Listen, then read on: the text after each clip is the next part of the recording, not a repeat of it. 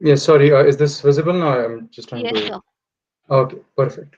Yeah. Good morning.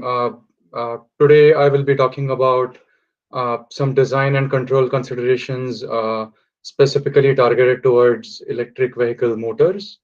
Uh, so today, the first part of this discussion will be some electric machine design considerations.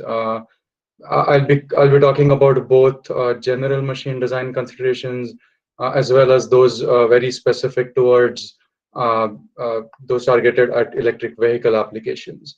And the second part, I will be talking about some high performance control methods, specifically for AC motor control, uh, and those are also targeted towards general motor control. But then I'll also be mentioning some aspects which are very particularly suited towards electric vehicles. So let's look at a very general picture of an electric vehicle powertrain. Now this particular topology is for a hybrid vehicle.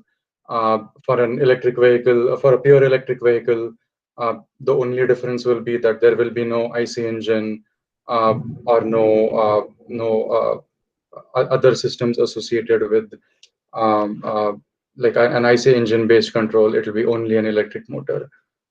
So as we can see, the major components over here are uh, obviously from an energy perspective, the battery system and the DC-DC converter, which is mainly for controlling the voltage levels of the inverter. Then we have the inverter itself, which we can also call very generically as a variable frequency drive, mainly to control this motor. Um, Sorry, I'm just trying to add a. Okay. So mainly, uh, so today my focus is mainly this particular element over here, which is the electric motor. I'm sorry. Quick question: Is my mouse visible? Uh, Hello? Hello. Is the mouse visible as a pointing device, or do I need something else? No, sir. Okay, that's okay. That's fine then. So today, this in this part, I'll be focusing mainly on the electric motor as a power conversion device for achieving the mechanical requirements of an electric vehicle. Uh, so let's start with some basic details of what would be the types of electric motors that could go into these vehicles. So to start with, the very fundamental machine type would be DC motors, where uh, a magnetic field interacting with a DC current creates torque, and it's used to create a rotating motion. So now these machines are very simple to build, very easy to control, because from a controlling the speed perspective, the only thing you have to do over here is control the voltage across the machine. And so um, these machines were specifically very widely used for traction applications. These were used for some very early electric vehicles in the 1900s, but their major use actually started in traction applications in railways also. But one major advantage of, rather, one major disadvantage of DC machines is the power conversion requires DC brushes uh, to take DC brushes, and one major problem of DC brushes is the loss of efficiency and the need to maintain those brushes. And so around the early 1900s, the induction motor was introduced, which was a big revolution because this removed a lot of problems associated with DC motors.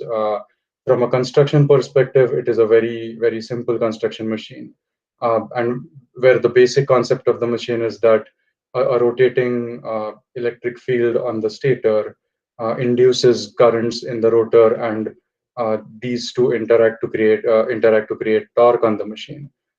So from a working principle, it is very simple. The design of the induction motor is very robust. It does not require any materials such as magnets or any other things to operate. And so, in general, induction machines were very widely popular.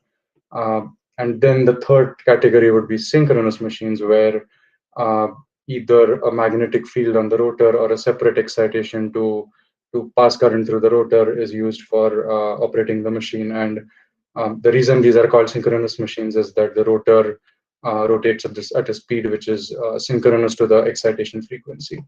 One major advantage of especially permanent magnet based synchronous machines is its high torque density. I'll go into some of these aspects later on, but uh, one disadvantage is because we need materials like that, these can become expensive.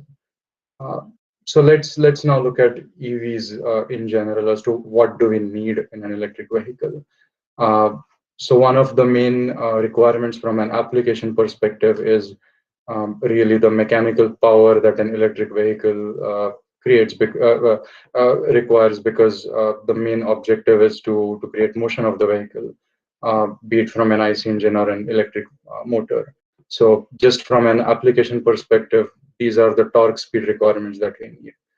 So some very some very particular aspects that are required of these are this very high low speed torque, which is either called a peak torque or the low speed torque associated with the engine. Now, this particular low speed torque is required to be high mainly because if we are accelerating from zero speed to high speeds, this torque is what reduces that speed of acceleration, or rather, it reduces that time of acceleration. So, higher this initial torque, the faster the vehicle will accelerate. But once it has reached its rated speed or a standard driving speed, we don't really need more than that. We don't really need that much torque to sustain this motion. And so once, as we can see on this x-axis, that as speed increases, the torque actually starts dropping. The whole idea behind that is that once you reach speeds of like 100 kilometers per hour or something like that, again, these are just rough numbers, but once you reach those speeds, you don't really need all that acceleration torque to further increase speed. You just need enough torque to be able to sustain that speed. And so over here, we actually go into what is called a constant power range rather than a constant torque range, which means that as we increase our speed, our torque is actually going to drop down, but our power is going to remain somewhat constant. And so this, from a design perspective of the machine, is called its constant power range. And this specific range is very important from an electric vehicle application, mainly because just from a design perspective, if we were to have this constant torque range extended all the way up to high speeds, we would be really we would be really requiring a very large machine, and not really using that full torque and full speed range ever in operation. And so to optimize this machine size, machine power rating, this type of curve is desired for an EV application. Now the size and shape of this curve, and rather these exact quantities, depend a lot on the exact type of vehicle. For example, when Tesla came up with their Roadster electric car, which was, I think, their first one, they were really looking at very aggressive torque ranges in the beginning. And so this is like this plot of the Roadster, as you can see, is uh, gives us a very high torque in the beginning and gives us this very nice reducing torque but constant power range. If we compare that to other IC engines or smaller cars, we can see how that compares with the Tesla. So it's quite interesting to see how that initial torque actually affects the performance or type of uh, uh, vehicle that this machine will be used in.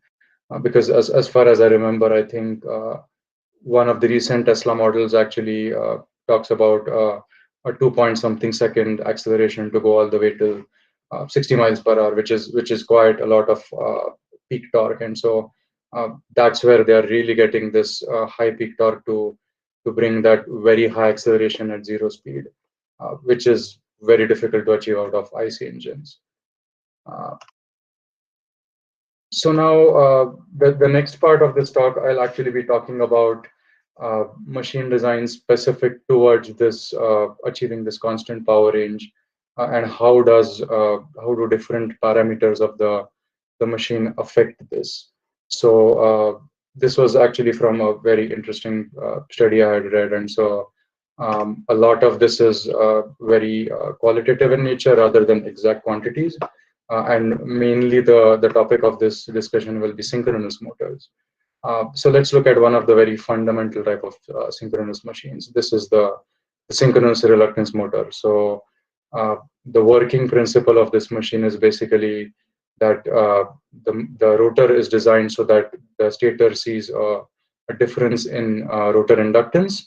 And so whenever we pass a flux through the stator, the rotor tries to align itself in the path of least inductance. And so from a very fundamental design perspective, we can see that if we add a sort of a non-magnetic material in this rotor, as seen by this arrow over here, we can get a difference in inductance between this other path and the path going right through this non-magnetic material. Oh, I'm sorry. I think I exited this non-magnetic material. And so the objective of that being that whenever we pass a stator current, this variance in inductance creates torque. The major advantages of such a machine are its very low cost, because as you can see, it is mainly based on steel. We don't need any other materials other than the copper that we require for conduction. The design is relatively easy. We don't need any magnets. Because of its simple rotor construction, from a mechanical perspective, it is possible to go to relatively high speeds because there are less problems associated with centrifugal forces of the other materials embedded over here. Now these slots that you see in this rotor can be either left as air pockets or filled with a non-magnetic material. The disadvantages of such a machine, however, are because the entire torque is completely based on this inductance variation. The relative torque density, that is the torque available per material of the machine itself or weight of the machine, is relatively low, because it all depends on how well you can bring out this inductance difference. And plus, there are other non-linearities associated with the fact that when we pass very high magnetic fields through the rotor, it starts saturating, which reduces this current difference and further reduces our torque at high loads. And so that also leads to some level of control complexity associated with this. The second type of machine, which is I kind of look at it as the other extreme of the reluctance machine, is a surface permanent magnet machine. The reason why it is called the surface PM is because the magnets are on the rotor of the machine, or rather the surface of the rotor. From an inductance perspective, the very interesting thing this causes is that the magnets present a very similar reluctance as what is seen by the air gap around the part where there are no magnets. And so the inductance variation offered by the rotor is almost negligible. So the major method of torque production of such a machine is fundamentally this torque being proportional to the current in the stator multiplied by the flux of the magnets. By using some of the nicer rare earth magnets, such machines can achieve very high torque densities, which can offer a very high performance motor system. So just as a not unrelated note to electric vehicles, but a lot of servo motors use PM machines, surface PM machines, because of the very high torque density and the very high performance achieved by those. Also, because there is no inductance variation and other factors associated with this, the relative control complexity is less. One of the major disadvantages, however, of this machine is the magnet cost from a material perspective, because some of the rare earth magnets are expensive because of the materials not being very easily available. And the other interesting part, which is specific for electric vehicle applications, is once these machines start going at really high speeds, these magnets start seeing a lot of forces, rather a lot of centrifugal force, which tries to push it away from the rotor. And so, especially once we start looking at speeds higher than 8,000, 9,000 RPM, which is now being very common in the electric vehicle field, there needs to be some sort of retention sleeve around these magnets just to hold them together. And this sleeve actually causes problems because this motor internally is relatively hot, so it's not possible to use any polymer materials. And because there is a lot of varying magnetic fields going on, it's difficult to use metallic materials also, or other conducting materials, because that can cause a lot of eddy current heating. So this type of machine construction does have some very interesting challenges associated with the mechanical design, mainly for holding magnets too. But now a lot of research is being done in those also, and there are materials which can be used for such an application. The third type of synchronous machine, which is kind of a hybrid design in between this surface PM and a reluctance machine, is what is an interior permanent magnet machine. The reason being, the magnets are now located inside the rotor. So what does that do? So now, because we are using magnets in the machine, we do get torque by the interaction of the stator current and the magnet flux from the rotor. But because, as I had mentioned earlier, we have this inductance variation, rather we have this effect where the magnet doesn't offer a lot of, rather the magnet has a lot of reluctance compared to the steel. There is actually a variation in the reluctance in the rotor, and so this reluctance can actually be used for developing torque too. So that is evident from this torque equation, where torque can be produced by the flux of the magnet, but also by this variation in reluctance. So again, similar to the surface PM machines, these machines are also capable of achieving very high torque densities. The control is a bit different, but again, it's also still, relatively speaking, less complex. And then this machine also has similar issues associated with the magnet cost. From a design perspective, however, this doesn't have the issues of the surface PM on the, this doesn't have the issues about the magnet located on the outside of the machine. The magnet being inside actually helps a lot, because the steel itself acts as a retention material for holding the magnet. However, it is important to look at effects of saturation and other nonlinearities associated with this, because now this magnet can carry a lot of flux because of the magnet and the current flowing through it. So now, looking at these three machines, let's look at this aspect of field weakening, and why is it needed specifically for electric vehicle applications. So as you can see on the left side, where it is written constant torque, this is where we don't do anything special from a controls perspective. The motor flux, that is the flux either being created by the current in the stator, or the current or the flux because of the permanent magnet in the rotor, is at its rated levels.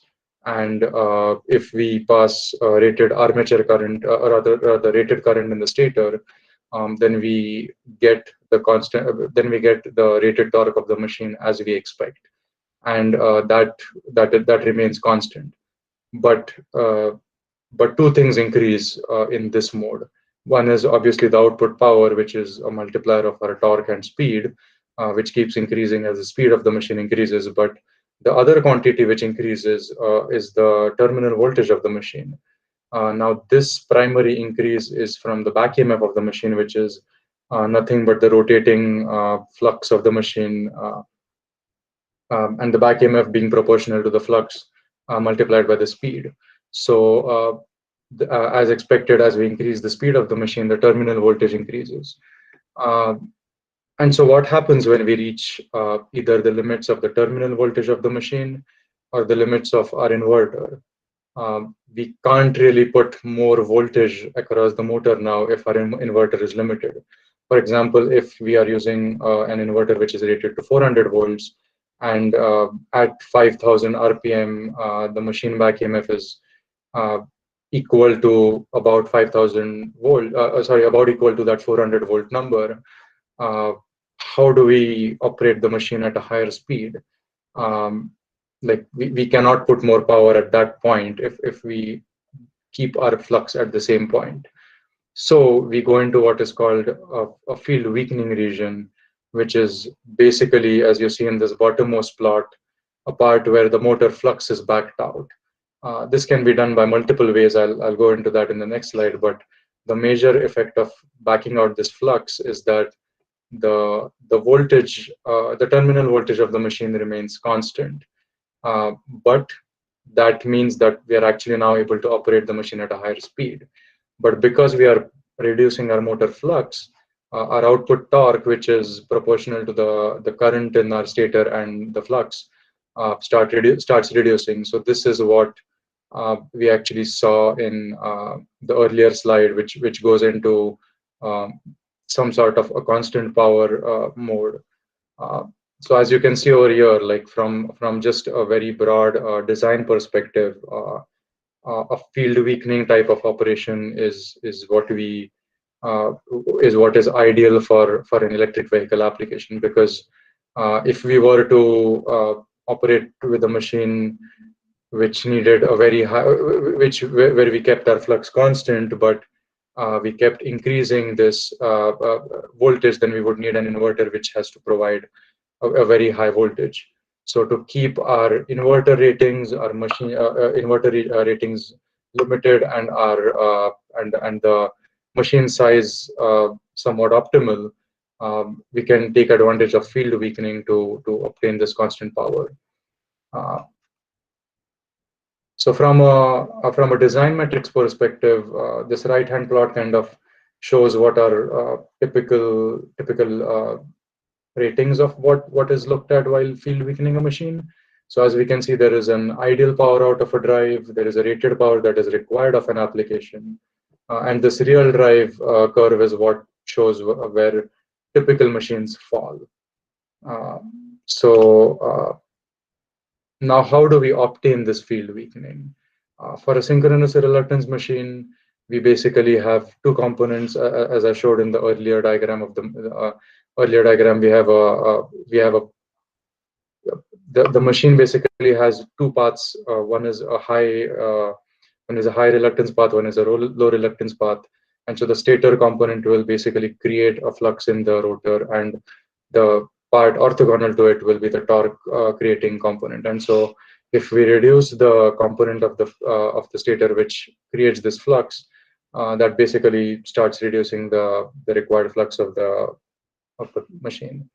For a PM machine, it is a bit different in the sense that the flux is now created by the rotor magnets, and so you actually want to have the stator create a component of flux which opposes this to start canceling some of the field, and this IT component which I've shown over here is orthogonal to this, which is actually the torque producing component. So by increasing this IF, which is in the opposite direction of the magnet flux, we can achieve field weakening. So this is actually the diagram that I kind of wanted to get to show what happens with if like the effect of machine design on this torque speed curve. So as you can see over here, the left y-axis is saliency ratio, which is nothing but depicting how much difference or rather how much variation in reluctance is the machine design offering. and the y-axis, rather the x-axis is showing the amount of magnet that is present in the machine. Like this plot is making a lot of assumptions of very ideal behavior from the machine. So I wouldn't go into the depths of like the quantitative measures, but from a qualitative perspective, as we go up on the y-axis, we get more and more reluctance torque. As we go on the right side, we have more and more magnets. And if we go diagonal to that, we have an IPM type design, which has some magnets and some reluctance torque. So how does that translate into a constant power range operation? So as you can see over here, a very highly reluctance machine uh, will not offer a very high starting torque, but it will give us this relatively good um, constant power region. And this other extreme of a machine with very high permanent magnets gives us this very high torque machine, but it almost doesn't offer us any constant speed range. And so, from the perspective of getting a constant power region, this in-between range is what would be an ideal machine design for a EV type application. The main reason why I wanted to share this was that this doesn't give any like numeric values of like what should go into a machine, but I felt that like not going into the depths of machine design, this gives a very nice overview of how how um, how the machine design or how other material considerations while designing a machine affect its range and application. Uh, and so, how does the choice of this machine affect the system performance? Let's look at that very quickly. So, first thing would be the efficiency and the power factor. So, obviously, efficiency is a very important consideration because one of the primary aspects of the EV would be the vehicle range, based on how much energy is in the battery. So, better the efficiency of the motor, we can get a higher range of the machine. Plus, if the machine is more efficient, the drive itself doesn't have to account for that extra losses in the machine. Um, and like the other aspect is torque ripple.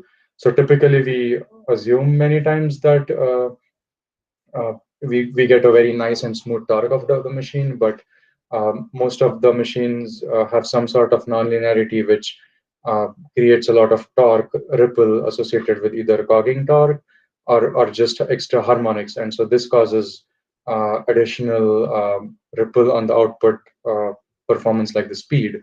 And so this, from a mechanical design perspective, there need to be some noise and vibration designs to actually take that into consideration. But also from a control system perspective, um, some additional designs need to be considered for clearing up this torque ripple. So now, just because I'm already 1 hour past, I'll not go into other details because I did want to go into some other aspects of control system design. So I'll kind of skip through one or two parts. So this was a paper which basically summarized a lot of machine designs which are in commercial use currently. Uh, Again, there is a lot of detail over here, so I'll not go through that. But a couple of things I wanted to point out over here were how cooling mechanisms affect the performance of the machine. So as you can see over here, most of these machines are liquid cooled, but there is one design which has a passive cooling, which is probably some kind of air cooling or some other way. But because because there is a lower amount of heat being removed from the machine, there is a possibility that that actually drops some of the specific power, because now you cannot generate a lot of power because you have a lot of losses. And the other part from the previous discussion where reluctance machines are specifically suited for high speed applications. You can see over here that the two applications, I believe there is another application which goes to a high speed, but the 20,000 RPM application is a reluctance machine, so that kind of suits for high speed, but it does have a lower efficiency. And then I also wanted to give an example of motor designs which are currently being developed. So mainly from some performance aspects. So as you can see over here, there is um, a permanent magnet machine and an induction magnet and an induction motor. One thing I wanted to point out over here, mainly from a design perspective, is these machines are using what is called bar, bar wound stators, uh, which are basically copper bars.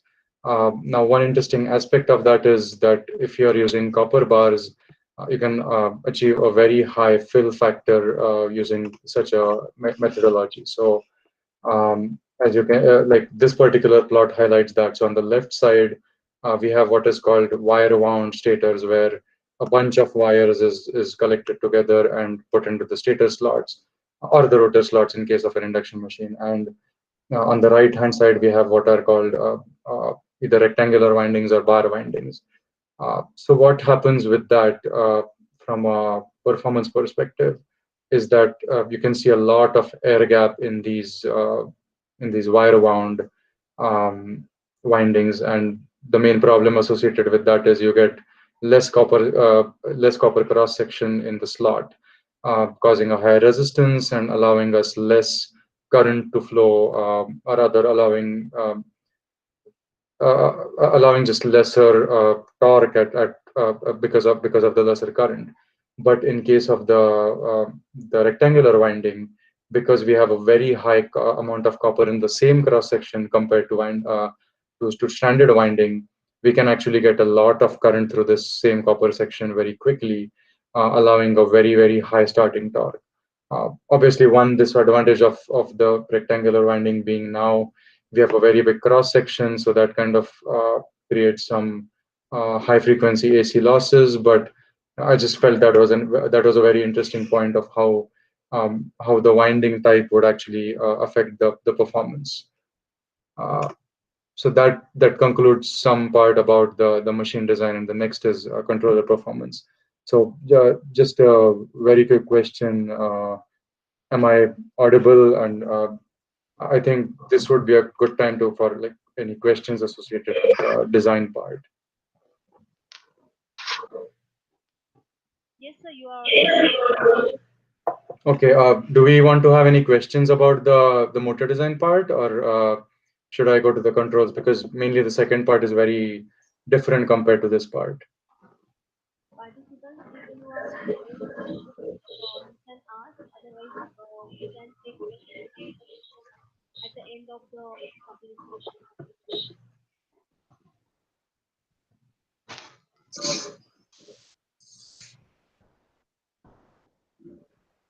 Uh, Okay, should so I we go will ahead take with question. that then? Yes, we will take question answer session at the end of the session. Oh, just that then. Okay, okay. No problem.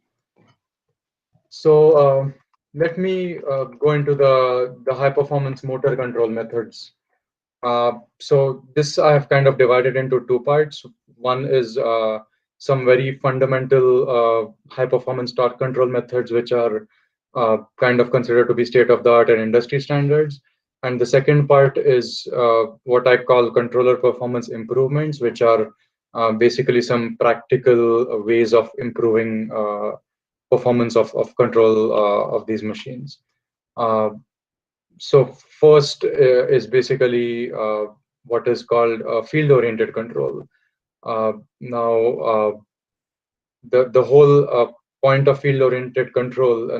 Now this I've mentioned for induction machines, but this is also applicable to PM machines. So I'll actually talk about PM machines over here mainly because it's easier to to visualize that. So on the top, what I have, as you can see in this is center picture is a rotor permanent magnet, which is aligned in some kind of space with the stator, and in this case, it is not exactly aligned with the stator flux.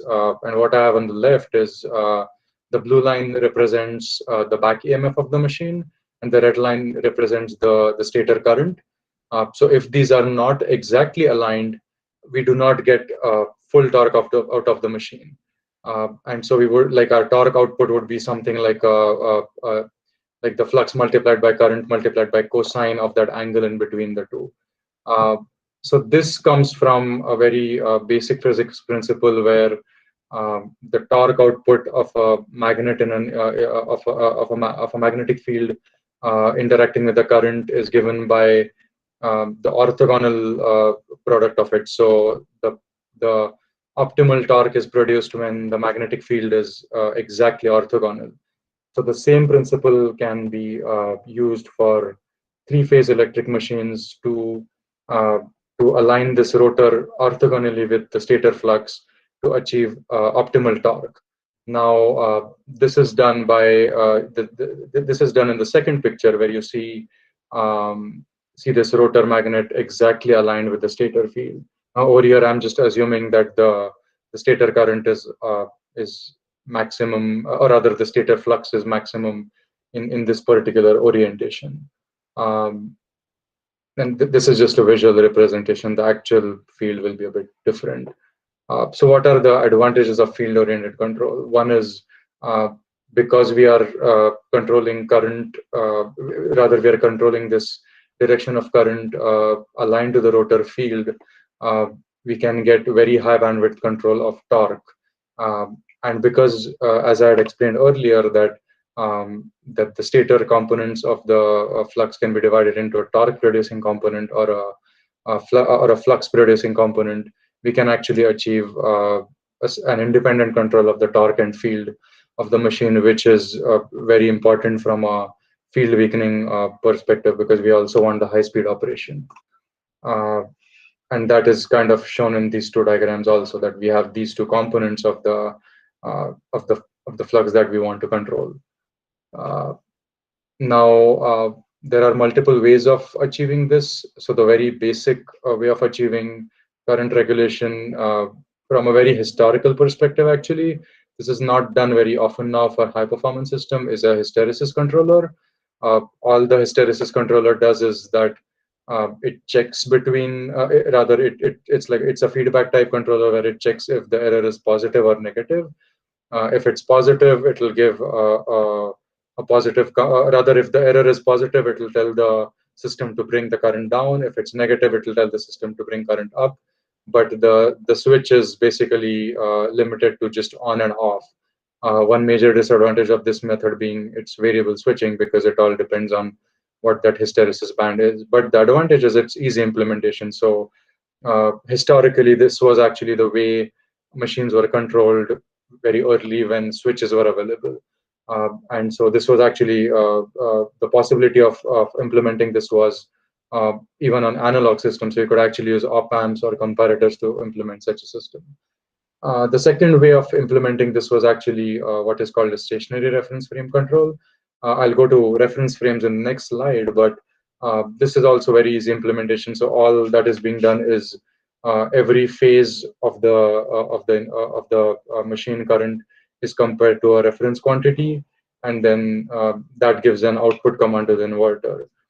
So this advantage of this is that you can use some kind of pulse width modulation for this on the inverter. But again, this is a proportional and integral regulator, so obviously it does have limits on how it performs at high speeds. I'll get into some of those aspects later. So a very quick overview of what is a reference frame transform.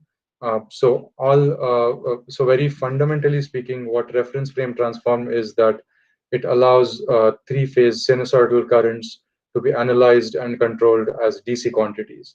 The way this is done is that the three-phase quantities are looked at as two-phase quantities, as seen in the phasor diagram on the left, where just using some math, we convert this three-phase to a two-phase quantity.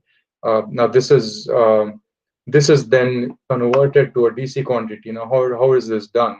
If we actually take this two-phase quantity and also take into aspect the angle of this particular sine wave, we can actually use a Park-Clark transform to convert this into a rotating vector.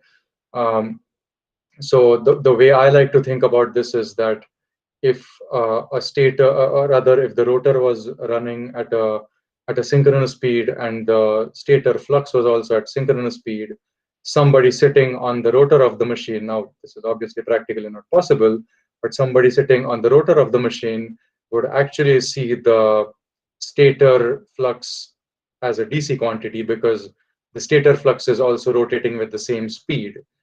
So that's what causes or rather creates the synchronous reference frame, which in synchronous machines, we basically only have two reference frames, which are stationary reference frame where you are looking at the flux and all quantities from the stator part, and the synchronous reference frame where you are now in this rotating reference frame.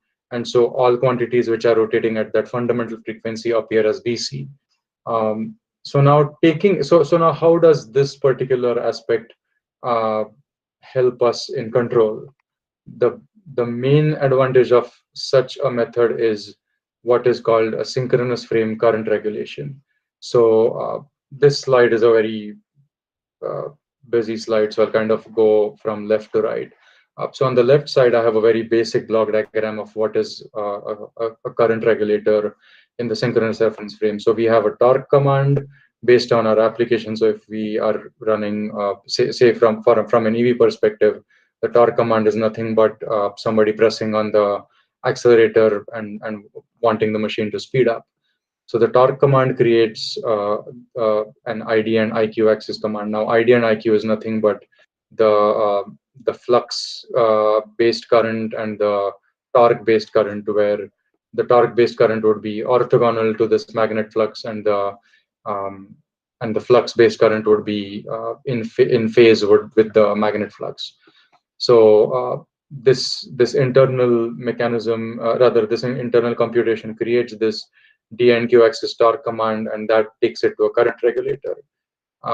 And the current regulator actually compares it with DQ feedback values, which are obtained using current sensing and the rotor position from the machine.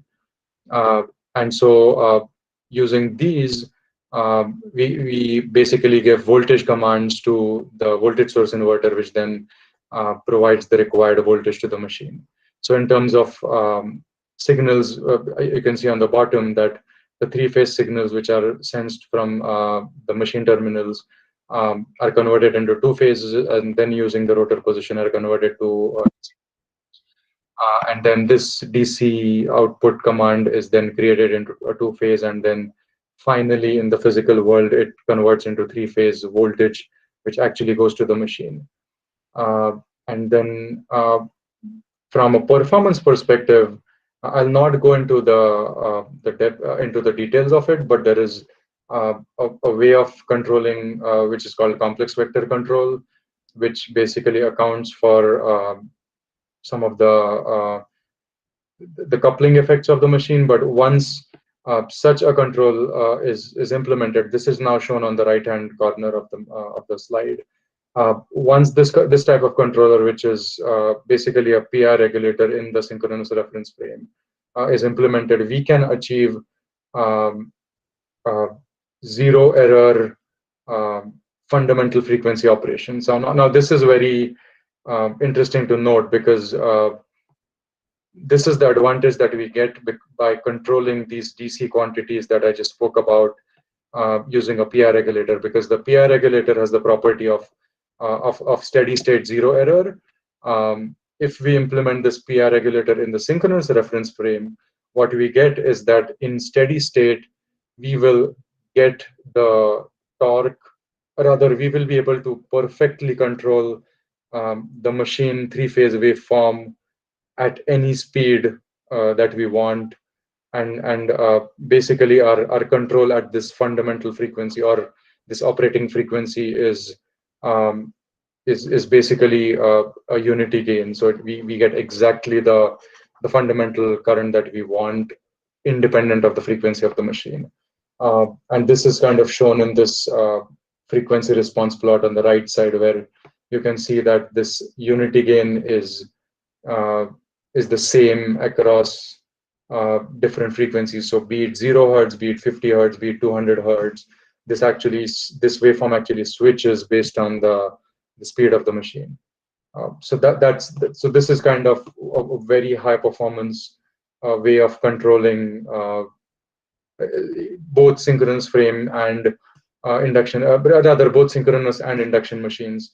The type of control changes a bit for induction machines, but the principle is the same, that if you are able to achieve current regulation in the synchronous frame, you are able to achieve this very high performance quality, very high performance control, and achieve zero steady state error at your fundamental frequency.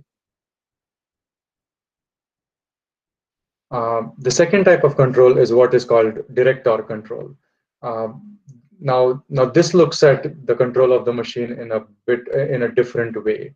What this does is that it looks at the torque generation as an effect of interaction of rotor and stator fluxes. And so what is done is the motor torque is actually computed based on the terminal properties of the machine. And what is done is that the stator flux is changed to achieve the next flux that is needed to obtain the next torque point. So now this is a bit interesting and very different from current regulation, because earlier what we were looking at was, if we want a certain amount of torque, we command a certain of current, we get that much torque. In this case, as you can see on this in this block diagram, is that the terminal voltages are being looked at, and there is a computation of the flux and torque of the machine. And what is being done on the top is that once the controller gets a torque command, all it does is it goes through this switching table. Now, what the switching table is that it's nothing but a control vector. So all it does is that it switches certain switches of the inverter so that it provides that much flux to the machine. So now I keep saying that the inverter provides flux. The reason why I say that is, if you look at the inverter from a sourcing perspective and a switch supply, what happens when the switch of the inverter remains open for a certain switch frequency is that we don't really supply voltage, we really supply flux, which is a multiplier of voltage and torque, voltage and time.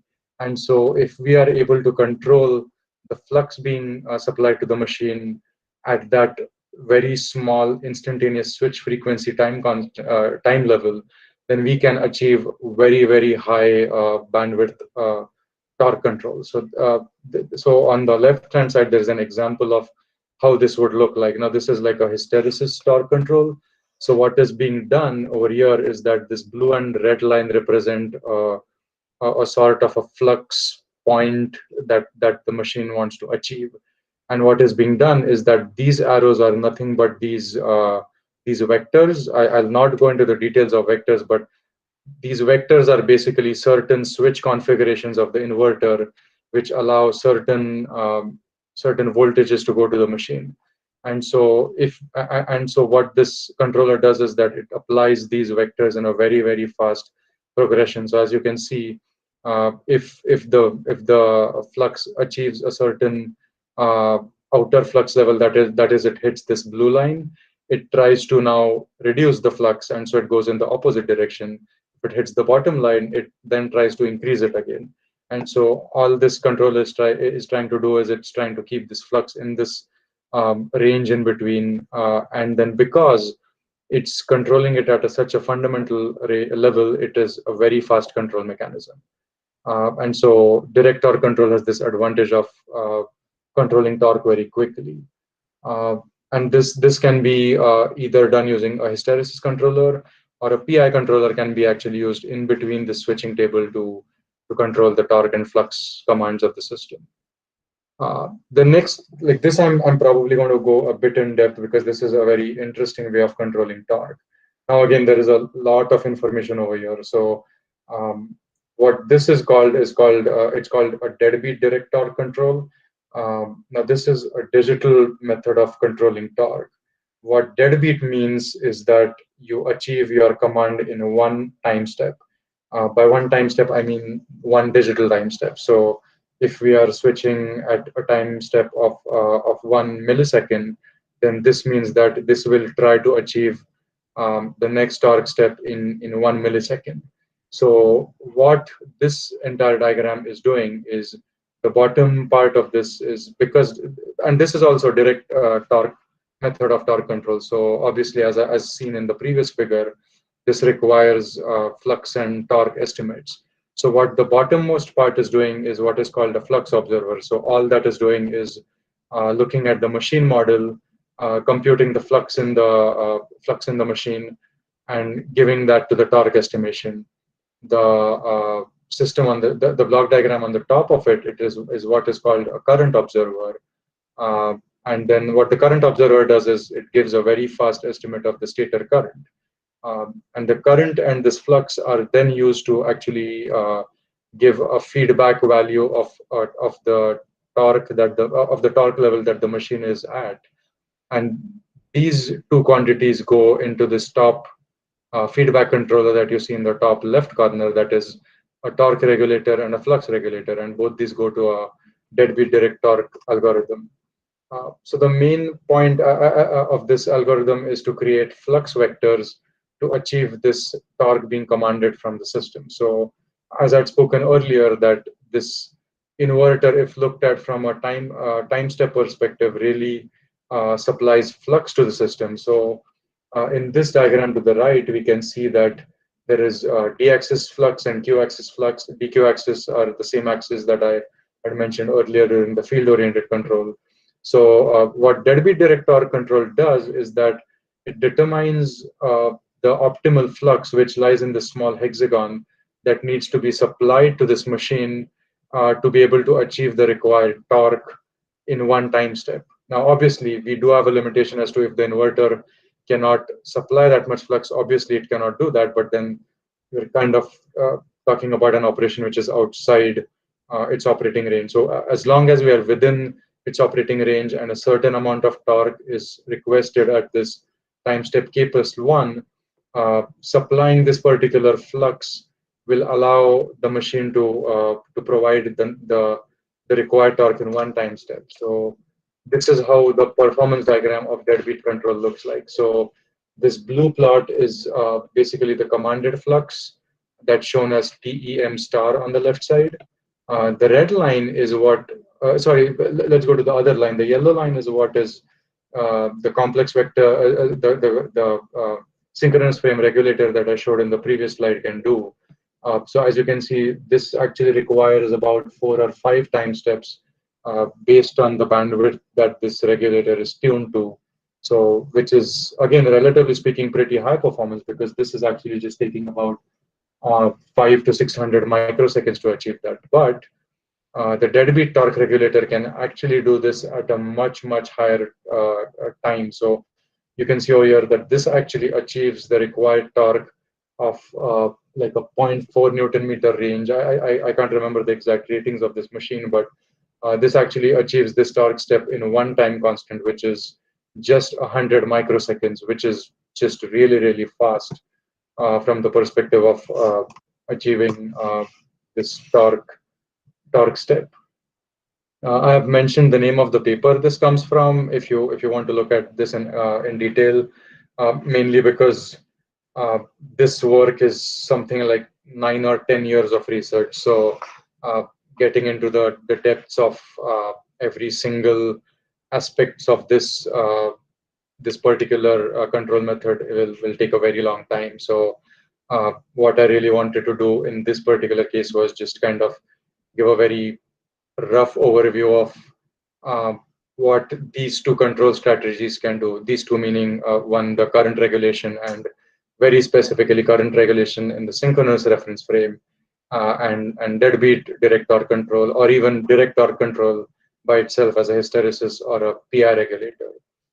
Uh, so sorry, just wanted to get a very quick update. Like, is everything audible? And were there any quick questions in between, or should I continue with the? You are audible, sir. Participants, if you have any questions, ask, Uh, we'll help you. Sorry, I wasn't able to hear, but I think it looks like everything is okay. You are audible, and all participants are requested. If you have any questions, you can ask now. Also, at the end of the session. So, But if you don't want to ask, you can put in the chat box also. That will also do. okay, thank you. So I'll go ahead with the next part. So these Yes. two are these two torque control methods that I mentioned are basically the industry standards of like how torque is regulated. Now, obviously, a lot more things are added to this system where, as I spoke earlier, that you have flux weakening methodologies. So uh, so there are like a lot of more methods and additions as to how this flux will be reduced, how will the flux weakening current be added to the machine, and how those torque speed curves will go. So there is a lot of research and a lot of multiple methods of how that is implemented. I'll not go into that mainly because those are, uh, again, there are a lot of variations over there. So from a torque control perspective, these are mainly the two broader ways of controlling machine torque and also achieving very, very high bandwidth using these. Uh, so very specific to electric machines, uh, the applications of these two would be where the torque regulating current is basically controlled with a very high bandwidth using the synchronous frame reference controller, while in deadbeat direct torque control, you actually directly achieve control of the torque. And this flux quantity that I've mentioned over here controls the flux to either go to a flux weakening operation or just from controlling the flux level of the machine in general. Uh, so the next part I'm very quickly going to talk about is rotor position estimation. So as we saw in the previous two types of control methods is that we have this alignment with the rotor field, which is very important. And so rotor position information is very important. But but the problem with rotor position information is that we need an extra sensor, which is basically an encoder to give us this rotor position. And so one field of study which is which has been very popular is sensor replacement methods as to can we use the drive signals or rather can we use the machine signals to estimate the rotor position. So the first very straightforward method is called back EMF sensing, which basically is that if you see this very basic equation of the rotor, or rather of the machine terminal voltage, we have drop because of the resistance of the machine winding. We have some voltage associated with the DIDT in the machine, but we have this big factor that I mentioned earlier, which is the back EMF, which is caused because of the rotating field. Is the back is this lambda omega factor. So what would happen if from the controller perspective we were able to kind of make a rough estimation of this back EMF? Uh, we can actually use this back EMF signal, uh, which is proportional to the rotating speed, and extract the position information. So uh, this again is very common in systems which do not have uh, position sensors, where from this block diagram you can see that the current signal and basically this commanded voltage signal is taken into some kind of back EMF estimation algorithm, and some kind of position tracking mechanism is used to extract the rotor position and rotor speed. Now, I'll not go into details of these, but I would just like to very quickly show this block diagram of one way of doing this. So from a control diagram perspective, what this is doing is this IDQS represents the machine currents. This VDQS represents the voltage source inverter. And on the right hand side, this LD and RS and this LD, LQ represent these models associated with other drops in the system. So what this block diagram is showing is basically a very high accuracy model for extracting this back EMF signal. So what we are doing over here is, from a very fundamental perspective, it is a sort of a Kirchhoff's voltage law, where we are saying that, hey, we commanded so much voltage into the inverter, and if I know my current well, if I know my resistance well, and if I know the motor parameters of inductance very well, I can actually get a relatively decent estimate of my back EMF of the machine. And what this is then used, and again, there is a lot of research going on in how to improve this estimate, but and I'll not go into those details over here, but this is the level of accuracy that is actually being demonstrated by these methods. So on the right, you can see a position plot, and the actual position is actually not very visible because it's right on top of it. So the position error shown in the plot below that is almost zero. So it is actually possible to obtain position information which is in the range of, like the errors in position information are in the range of 5 degrees or lower than that, uh, just based on the signals of the machine. Now, one major advantage of doing something like that is we then no longer rely on position sensors. Now, obviously, um, this in terms of electric vehicles adds an advantage, as it actually provides some extra information of the position. But then also, if you wanted to use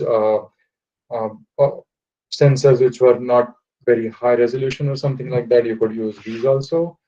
Uh, but again, one very peculiar problem associated with back EMF sensing is these are limited um, to medium or limited to high speeds, because the back EMF is proportional to the machine speed.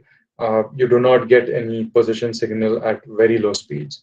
So what is done is called a high frequency injection method to estimate this signal. So what is done is a high frequency signal is injected into the machine, and uh, machine nonlinearities which are position dependent. So very specifically, this the saliency that I spoke about in PM machines actually offers a nonlinearity associated with the position signal.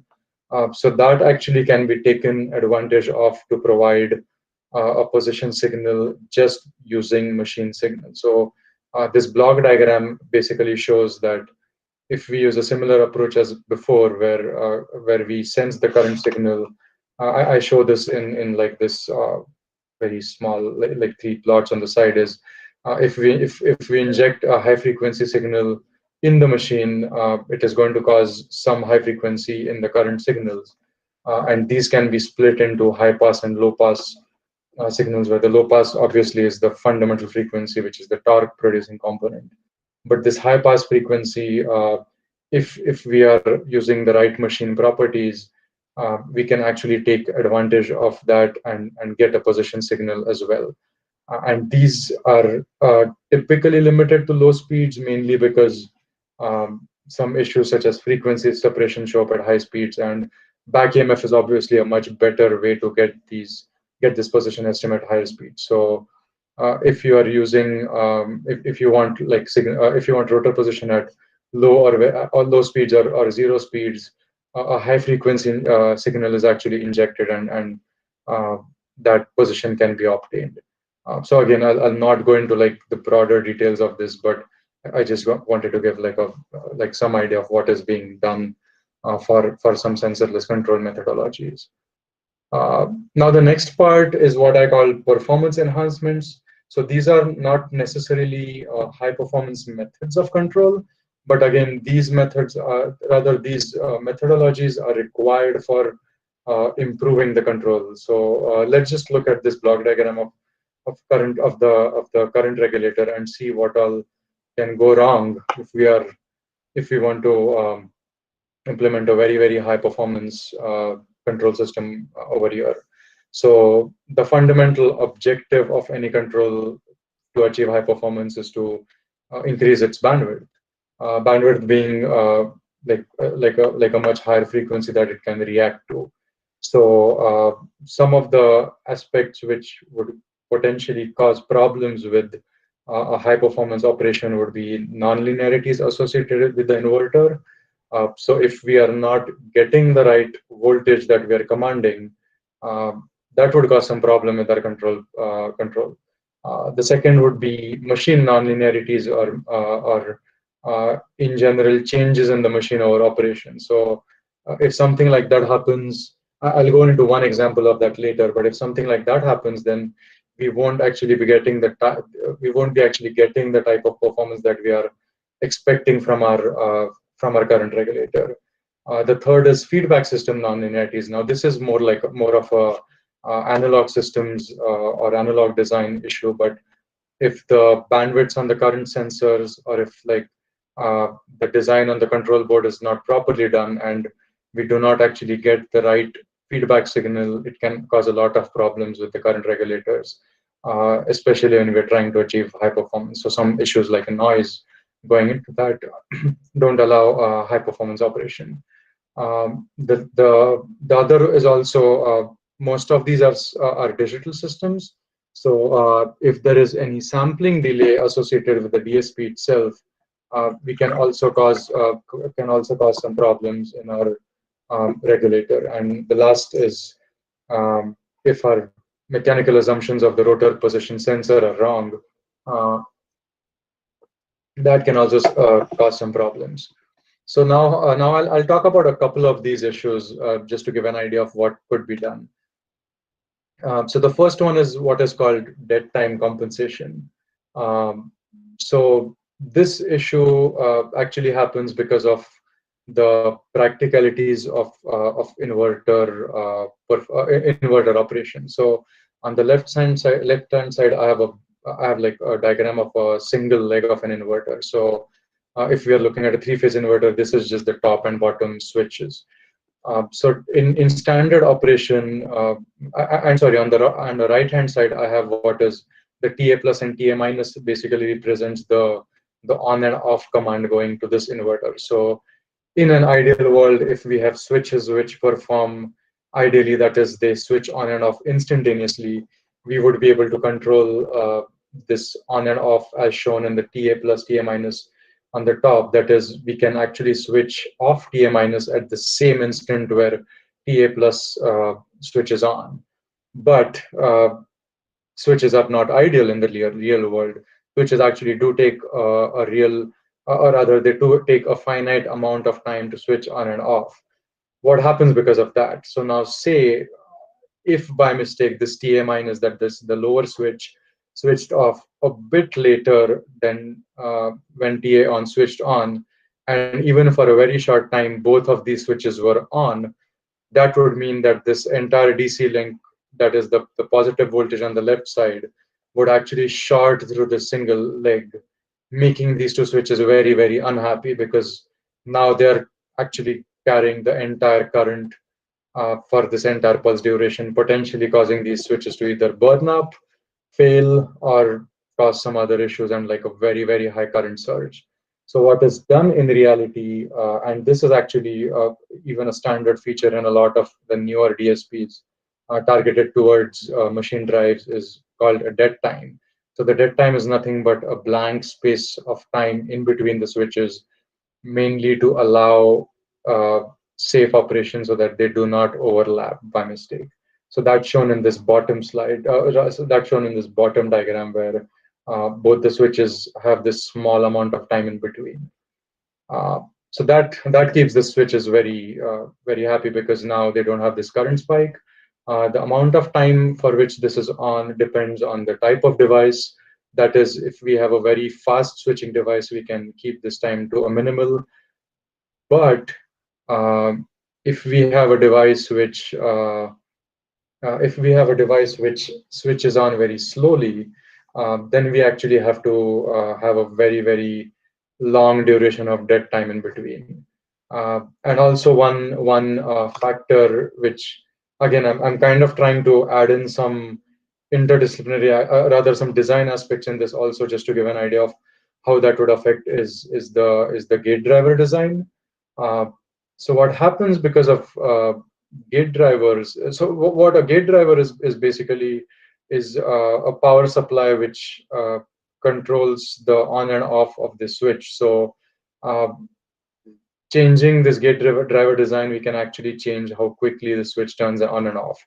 So if the gate driver is designed to not allow the switch to switch very fast, again, we would have to implement a higher dead time over here.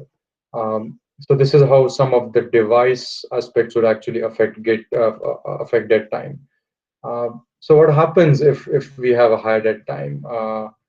This actually leads to this voltage source inverter nonlinearity that I had mentioned, because what happens is if I keep both these switches off for a longer time, then obviously I do not get the voltage that I had requested out of this particular inverter, because the controller had assumed that the inverter switches are ideal, and so they are actually getting what is shown in that above slide, but they are actually not getting that voltage for some amount of time. So what happens is uh, the machine actually gets a non-linearity. So that is seen in this dead time.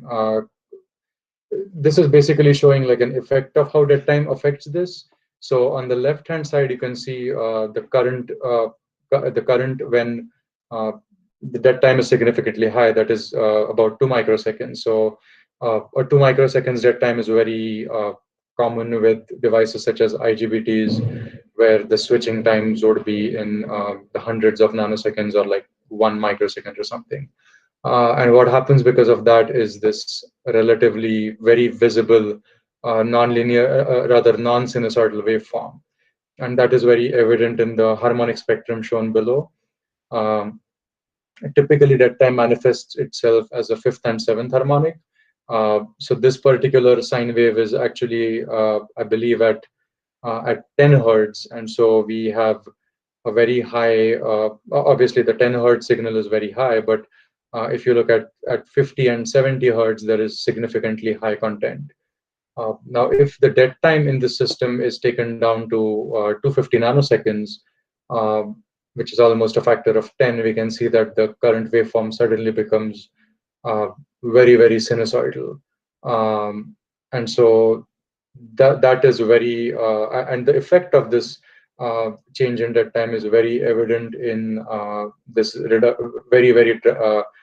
very drastic reduction of this fifth and seventh harmonic effect. Uh, so now, how does this dead time actually affect our control bandwidth? You can think like we can think of about this as additional harmonic content that the regulator actually has to take care of if left as it is. So say we are trying to achieve a very high performance out of a system which has this really high 2 microsecond dead time. Uh, if nothing is done, we would actually see some rather the controller would actually see some of these fifth and seventh harmonics as disturbances, and it would try to correct those. But the problem is again these cannot be perfectly removed, and so if we are actually able to model this dead time and add that as a compensation method, that would actually prove to be much more effective as a control strategy to clean up this effect of dead time. And again, this is actually very commonly done if any. So again, from electromechanical perspective, what this dead time shows in the mechanical domain is torque ripple, because this particular fifth and seventh harmonic is actually going to be present on the current waveform, and so along with the fundamental frequency, this fifth and seventh frequency is also going to interact with the machine flux, or rather the rotor flux, and so it is actually going to show up as torque ripple in the real world. So now systems which require high performance and low torque ripple do end up compensating for this dead time in some way or the other. to reduce the effect of the voltage source inverter. And again, from a device and a compensation perspective, the devices can be very well mapped, and the exact voltage associated with dead time can actually be found out, and so that compensation is relatively common if that performance is achieved, or rather if that performance is required. The second aspect I'll go to, which I talked about, was this machine nonlinearities or machine parameter variation is some kind of online parameter estimation. So what is parameter estimation? So as we saw before, that the voltage and current waveforms of the machine are nothing but effects of machine parameters. So basically, if the machine has a certain permanent magnet flux, the machine will show a certain amount of back EMF at a certain speed.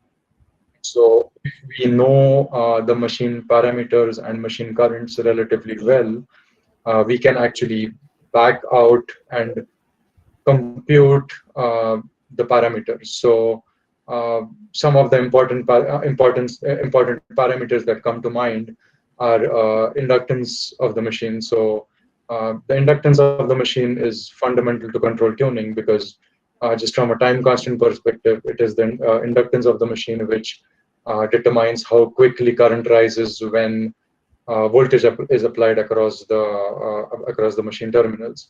And so if this machine inductance changes, that means the rise time of current is actually going to change.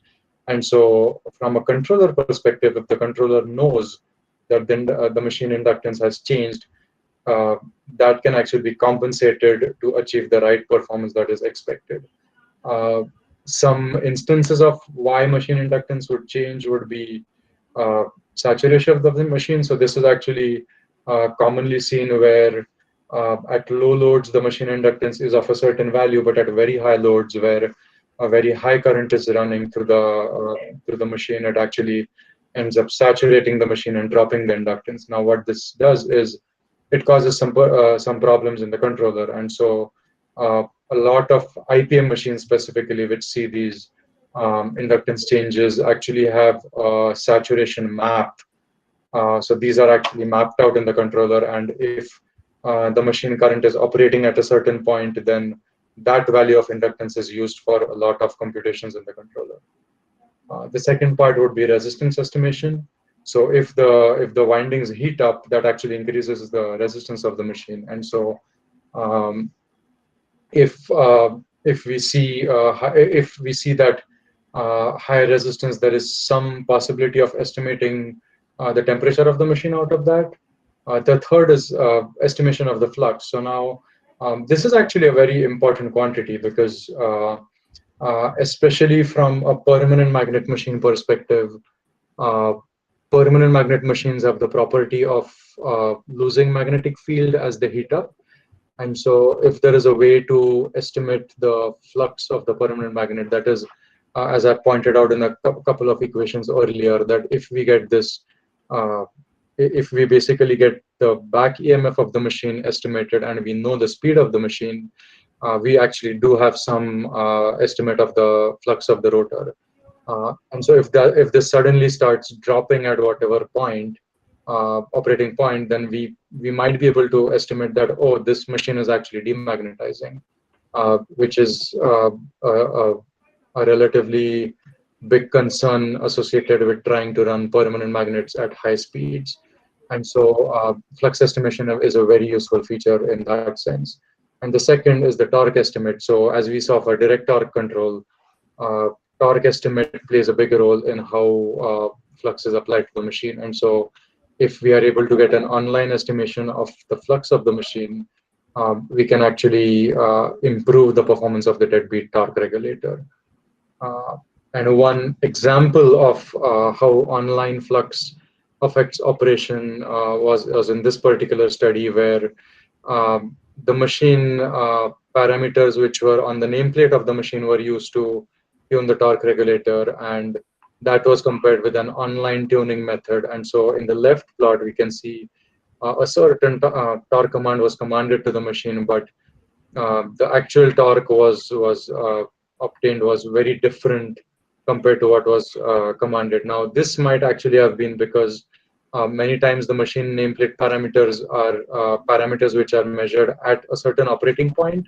And so these parameters, like the inductance, might actually be very different at different load conditions. And so taking that into account, the right-hand side was a torque command and a measured torque based on online parameter-based systems. And there we can see a very, very good relation of the commanded torque and the measured torque.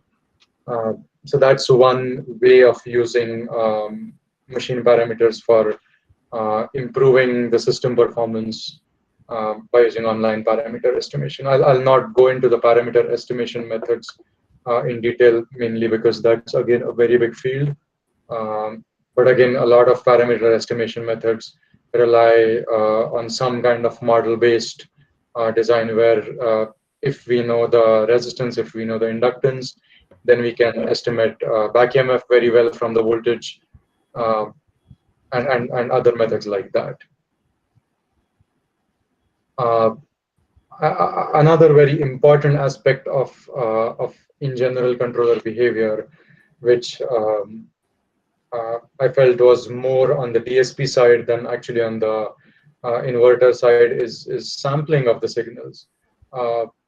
Now, this is like I find this very interesting, mainly from the perspective of how sampling affects the performance of the system. So, what I mean by sampling is either be deadbeat, either be direct torque control or current feedback control. We do need a feedback signal for controlling the current or the flux, and so this is typically done, at least in a digital system. This is typically done using an analog to digital controller, and these are very specific trigger points in time, because all of this is being run by the real-time clock of the DSP. And so most of the times this is configured to happen at a constant frequency. However, it's very interesting to see how the placement of this constant sampling frequency changes our controller performance. So what I have shown over here on the screen is a sine wave form, which is very typical from a switch system. So the red line is basically representing how a real world sine wave would look like. Now, obviously, the ripple content might be a bit exaggerated over here, but what happens with a switch supply like a voltage source inverter is we don't really have an in-between value of voltage. The voltage goes from either 0 voltage when the switch is on to 100% voltage when the switch is off. And so that means based on the inductance of the machine, this current is basically is going to be a kind of a triangle wave where the current rises rapidly when the full voltage applied across the machine terminals, and the current drops very quickly when there is 0 voltage. And this creates this sawtooth or triangle wave that we see in the diagram. A zoomed version of the same is shown to kind of show the effect of where we sample and how that will change our control system. So now the blue line over here is basically an average waveform. So that's effectively the waveform that we would want out of an ideal system, that is a sinusoidal waveform. And so now say, and this is like the sampling point that I've shown in the plot below. This blue line is actually the point at which the ADC gets triggered, and the ADC is told that, okay, now use this value of the current for the next control computation. So now if we were to delay the ADC by a small time and actually sample at the peak of this triangle wave, our entire sampling would actually then happen at this peak. But the ramification of that from a control perspective would actually be that we are not sampling the current that we ideally want. We are actually sampling at a wrong point, and we are like our actual current is much lower than what our controller thinks it is. And the other extreme of that is if our if our sampling is much earlier than what it is right now, is that we would actually sample at the bottom of this sawtooth wave, causing our controller to think that our current is much lower than what the current actually is. And the effect of this would be that the torque output of this motor would not be what we are expecting. Now, obviously, if this ripple content is relatively small, then the torque variation is not going to be very high. But the ripple content is also uh, the ripple content basically depends on the switch frequency and the inductance. And so, if any of this causes that ripple to be very high, uh, just to varying the sampling point of the DSP would cause a very significant error in the torque output of the machine. Uh, so the ideal way of sampling this is uh, if we sample at the point where uh, the current is in the middle of the stop and rather is in the middle of the peak and the lowermost point of the sawtooth wave, that would give us the average. And if we keep this synchronous, because again we are switching at a constant frequency and we are also sampling at a constant frequency, so that is what is called synchronous sampling. So if we keep this constant throughout the DSP performance, we would get this very nice averaged value of the current. And from an average torque perspective, we would be at the torque value that we want, rather than this artifact of incorrect sampling. Uh, and this actually, uh, like I've seen this happen many times where DSPs. I mean DSPs basically nowadays, a lot of the TI or other company DSPs, thing like Atmega or any of the Arduinos, they have specific configuration registers which allow you to sample at different points in the sawtooth wave, depending on how you want to control the system. Because obviously, if you're using it for like some different kind of switching supply, like either a DC-DC converter, you might want a different kind of sampling. But specifically for inverters, if this is incorrectly set up, it can actually cause your current to be very different than what you want. So I just find this to be a very interesting effect of how, if not enough attention is paid to DSP configuration, how your output performance can be very different than what is expected. And unless you're actually looking at DSP waveforms, it is almost impossible to know that this error is happening. Uh, and the the last part of how performance can be improved. Now, this is not a controller performance method, but I also kind of wanted to touch very quickly on how device selection or material properties of the inverter itself can help us achieve high performance control. Now over here, I'm mainly talking about the big change between IGBTs and MOSFETs based on silicon and silicon carbide. So earlier, maybe like 1980s, 1990s, or even 2000s, silicon-based switches were very common, and IGBTs were the main switching devices that were being used. IGBTs being the insular gate bipolar transistor. So the main advantage of IGBTs being um, they can switch very high voltages, but the problem with IGBTs is their switching time is relatively slow. So as we can see in this plot below, it kind of plots out efficiency associated with switch frequency.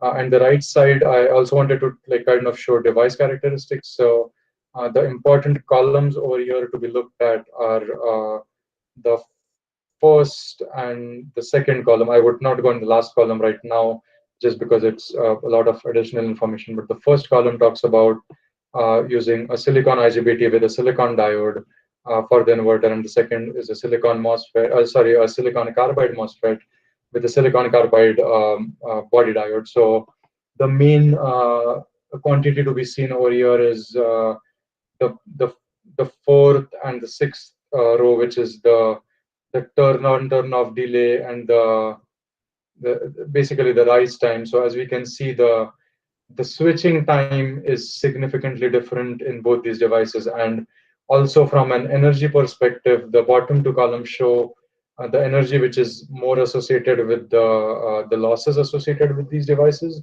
So the faster you switch, the more turn on turn off energy you have to spend. And so this what this basically is summarizing is that silicon carbide MOSFETs can be used for very high switch frequency operation at high efficiencies.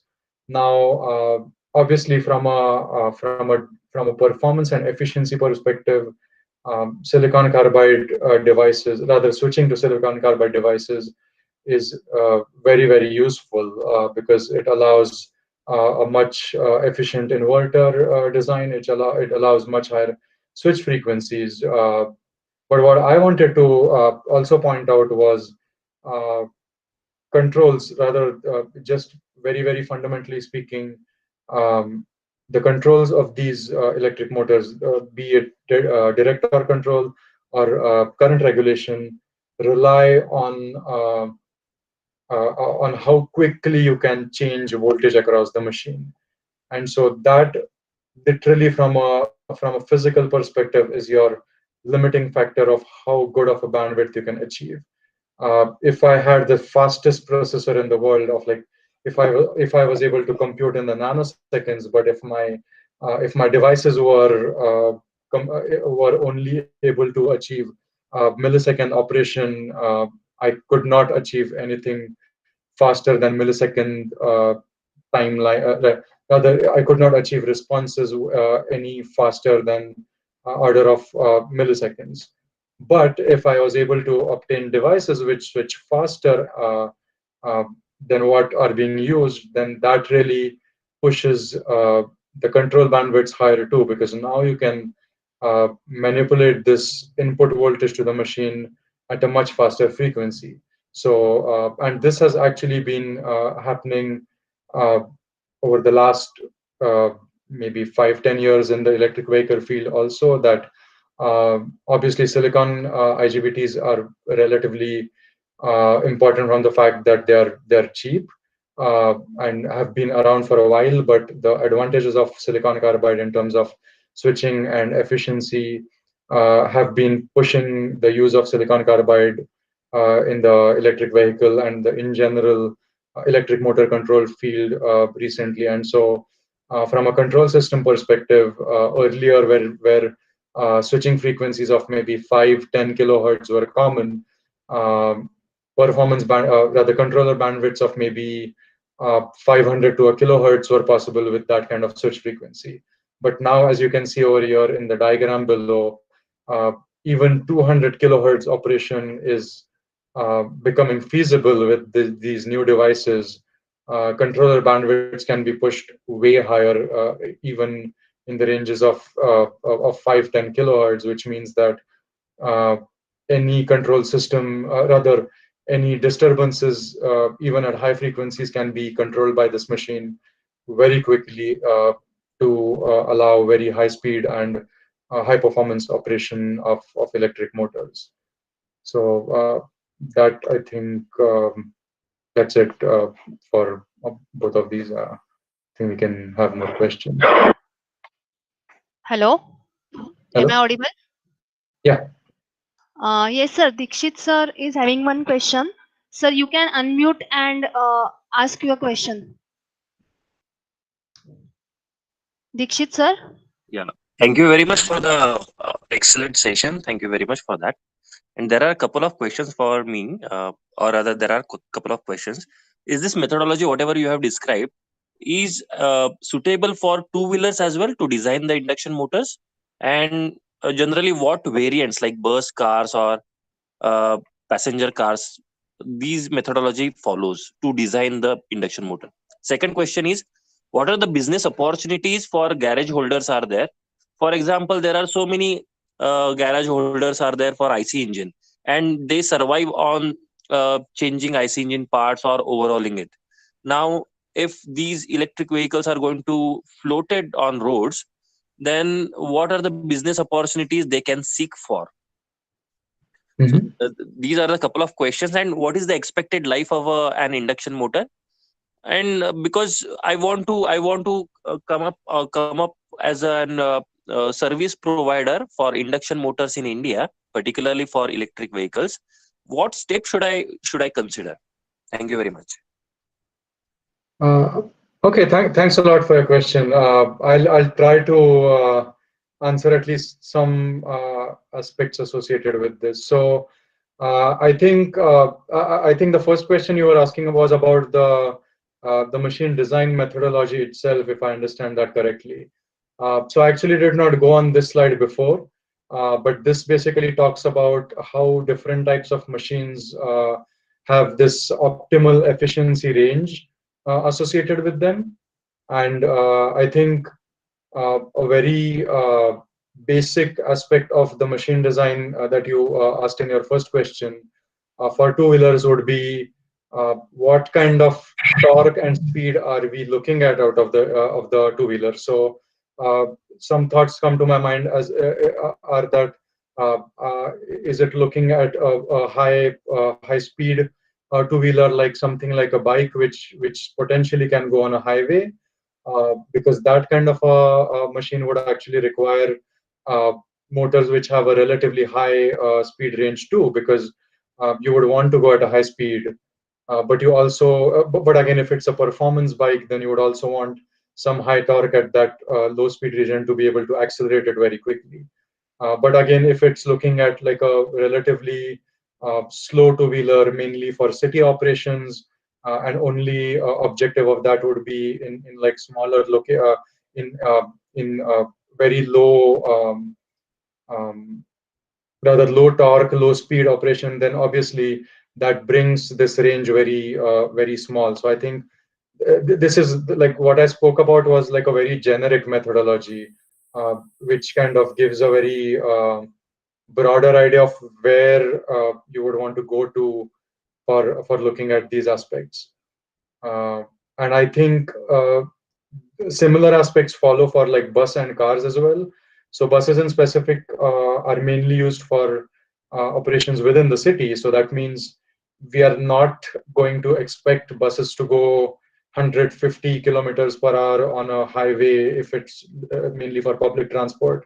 The main torque that rather the main uh, performance that we would want out of the bus would be a much higher torque at the beginning, just because it's a very big vehicle uh, to operate in the city, but we don't really need a high speed range out of the bus.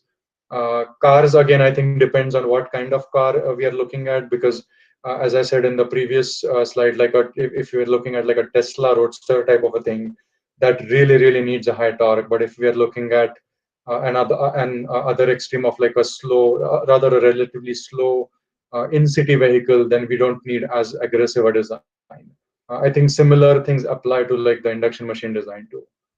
For the second part of the question, I think it's a very interesting question. So again, I do not have much experience from like the spare parts perspective, but what I've seen happening recently, and I'm kind of curious to know what happens in the future also, is that as everybody is moving more and more towards electrification of vehicles, even the control aspects of electric motors have become very dependent on electronics. So for example, like maybe 20 years back, there was almost nothing electronic in the car. By electronic, I mean there was nothing digital in the car. Like we still had a battery for all the operations associated with like cranking the engine and like other lights and horn and everything. But we did not really have a digital display of like speed or any digital control of how the car operated. But now uh,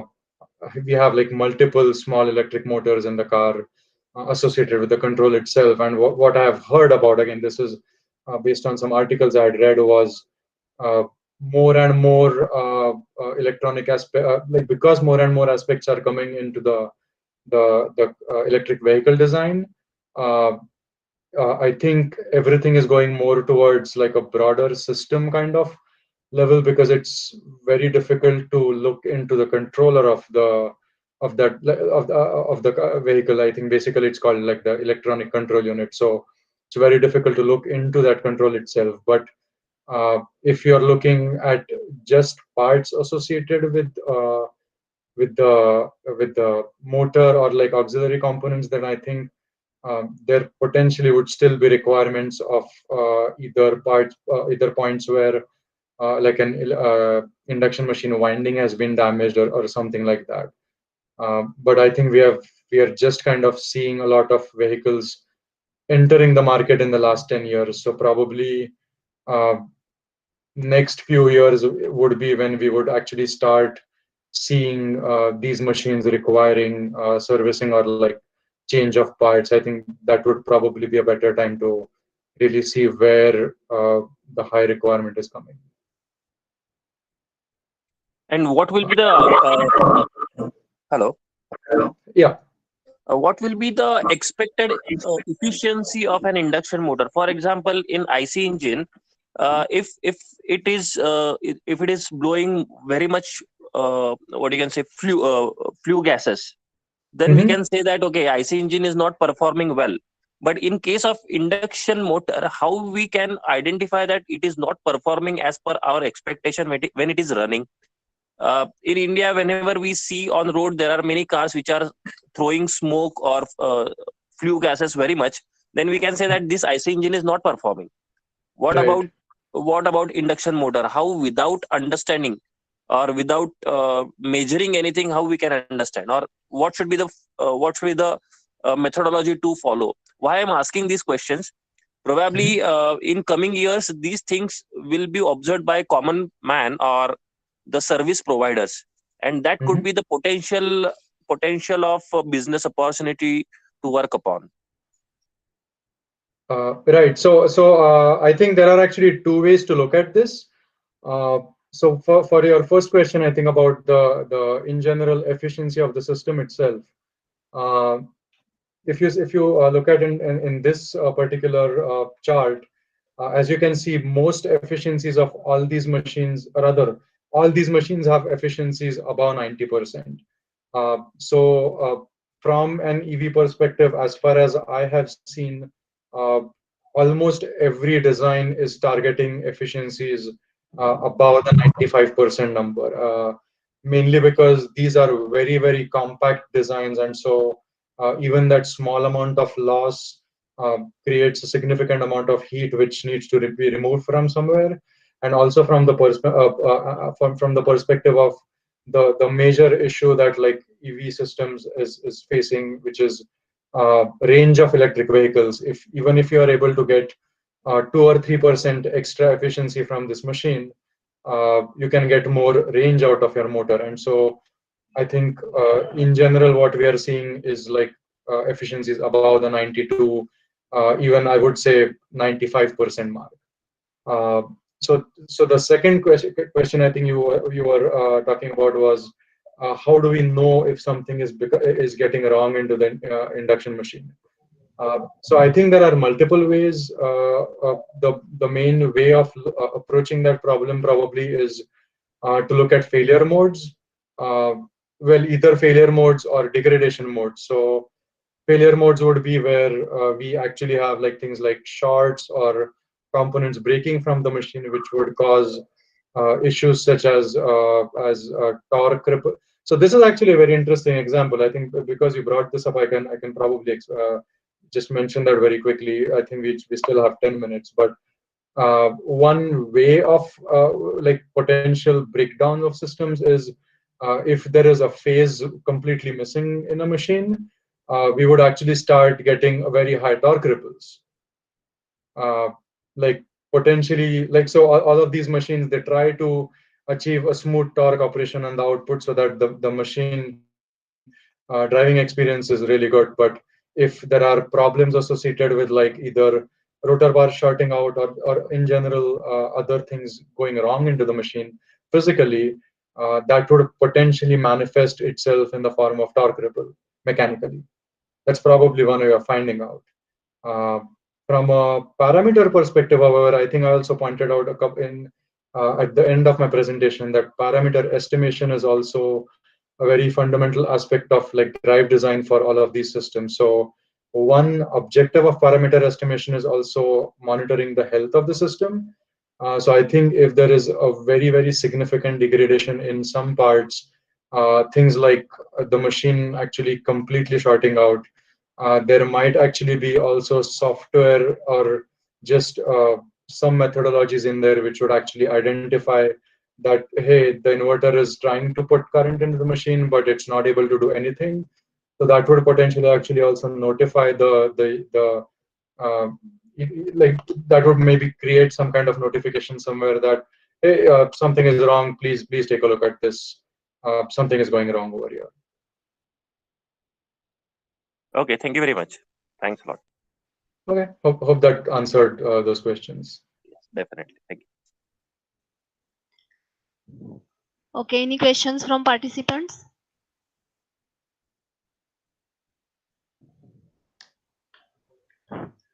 Okay, so let's conclude the session. I would like to thank Dr. Aditya Gule for enlightening us with his knowledge. It gave us deep insight into the topics like type of electrical machines used in electrical vehicle applications, elaborating the effect of machine design on the system performance and control design. He also discussed examples of machine design in commercial vehicles and their performance. Also focused on Sir discussed different methodologies for improving the performance of different control algorithms over different operating points. So I am pretty sure that the knowledge he shared will definitely help us in our studies and in future. Once again, I would like to thank Mr. Dr. Aditya Gule for taking out time from his busy schedule and enlightening us with his knowledge. Thank you very much, sir. Thanks a lot for inviting me to discuss these topics over here. It was a great experience for me too. Thanks a lot for that too. Thank you Okay, very sir. much, Dr. Gule. Participants are asking for your email ID. So if they are having any queries or doubts, they can directly mail to you. So if you would like to share, you can put it in the chat box.